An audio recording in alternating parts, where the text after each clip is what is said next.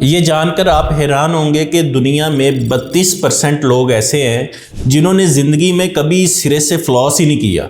2023 की रिसर्च के मुताबिक जो लोग फ्लॉस नहीं करते उनमें जो कैविटीज़ का ख़तरा है वो तकरीबन 40% तक बढ़ जाता है।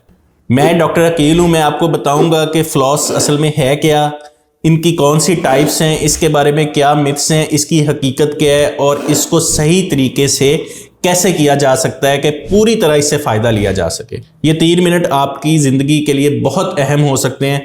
इसको बड़े गौर से ज़रा सुनिएगा। ये जो पॉइंट्स हैं, यहाँ तक आपका ब्रश जो है वो कभी भी नहीं पहुँच सकता। ये डेंटल फ्लॉस ही है जो यहाँ तक पहुँचेगी, यहाँ से डेब्रिस को रिमूव करेगी और उन बैक्टीरियाज को ख़त्म करेगी जो गम डिजीज़ का बायस बनते हैं। और इस गम डिजीज़ का ताल्लुक है हार्ट के साथ। हार्ट अटैक और डायबिटीज़ इसी की वजह से होती हैं। और इस चीज़ को प्रूव किसने किया है? अमेरिकन हार्ट एसोसिएशन ने। और इसी तरह हार्वर्ड यूनिवर्सिटी में एक स्टडी हुई है जिसके मुताबिक ये है कि जो लोग डेली फ्लॉस करते हैं उनके मुंह से जो बदबू वाला मामला है वो तकरीबन 30% तक कम हो जाता है। बीइंग अ डेंटिस्ट, ये मैं आपको क्लियर कर दूं कि आप किसी किस्म का कोई भी फ्लॉस इस्तेमाल करें वो आपके लिए फ़ायदेमंद ही होगा। इसकी टाइप्स कौन सी हैं? सबसे पहले एक थ्रेड फ्लॉस है।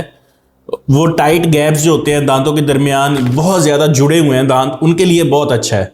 इजीली स्लाइड कर सकता है, उसके ऊपर वैक्स लगी होती है तो वो मूव कर सकता है। इसके बाद वाटर फ्लॉसर है, वो उन पेशेंट्स के लिए ज़्यादा अच्छा है जिनके ब्रेसेस लगे हैं, क्राउन या ब्रिज लगा हुआ है या इम्प्लांट लगवाया हुआ है, उनके लिए बहुत ज़्यादा अच्छा है। या ख़ासतौर पे ब्लीडिंग होती है इन पॉइंट्स के साथ, तो उनके लिए वाटर फ्लॉसर जो है वो बहुत अच्छा है। इसके बाद बायोडिग्रेडेबल फ्लॉस हैं जो ख़ासतौर पे बैम्बू से बनता है। इसका फ़ायदा ये है कि कोई ज़रा वगैरह इसका टूट जाए, दांतों के अंदर रह जाए तो वहीं पे खुद ब खुद ख़त्म हो जाता है। लेकिन जो थ्रेड फ्लॉस है उसमें चूँकि प्लास्टिक होती है वो खुद से ख़त्म नहीं होता। फ्लॉस करते हुए कभी भी अपने गम्स को तकलीफ ना दें, बल्कि अमेरिकन डेंटल एसोसिएशन का जो तरीकाकार है अप्रूव्ड कि किस तरह से फ्लॉस किया जाए, उसमें यह है कि आप एक थ्रेड लें जिसकी लंबाई तकरीबन 18 इंच हो, उसको उंगलियों पे लपेटें और दांतों के दरमियान जो गैप्स होते हैं वहाँ पे स्लाइड कर लें और उसको सी शेप बना लें और हर गैप के दरमियान तकरीबन 10 दफ़ा स्लाइड करें। और एक प्रो टिप मैं आपको देता जाऊं कि फ्लॉसिंग जो है वो हमेशा ब्रशिंग से पहले करें। उसका क्या फ़ायदा होगा कि जिन पॉइंट्स तक ब्रश नहीं पहुंचता, आपका जो टूथपेस्ट है या फ्लोराइड है उसके अंदर, वो कम से कम वहाँ तक पहुँच जाएगा।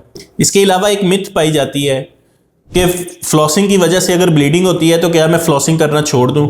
इसकी असल हकीकत ये है कि अगर फ्लॉसिंग से आपको मसूड़ों से ब्लीडिंग होती है तो आपको ज़्यादा फ्लॉसिंग करनी चाहिए। ब्लीडिंग की वजह क्या है कि इन्फ्लेमेशन, वहाँ पे बैक्टीरिया है या डेब्रीज है, उसी डेब्रीज को तो फ्लॉस ने रिमूव करना है। तो शुरू में ये चीज़ हो सकती है कि आप फ्लॉस कर रहे हैं तो ब्लीडिंग हो रही है, लेकिन लगातार आप 1 से 2 हफ्ते करेंगे तो ब्लीडिंग जो है वो ख़त्म हो जाएगी, बल्कि 50% तक एक स्टडी के मुताबिक इसमें कमी आ जाती है।